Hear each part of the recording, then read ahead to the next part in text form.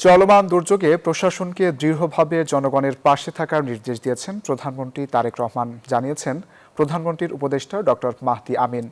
দুপুরে রাজধানীর সরকারি বাংলা কলেজের এক অনুষ্ঠানে তিনি একথা জানান। বলেন, বন্যায় ক্ষতিগ্রস্তদের পাশে থাকার জন্য বিএনপি নেতাকর্মীদেরও নির্দেশনা দেওয়া হয়েছে। বলেন, প্রধানমন্ত্রী নিজে সার্বক্ষণিক দুর্যোগ কবলিত এলাকার খোঁজ খবর নিচ্ছেন।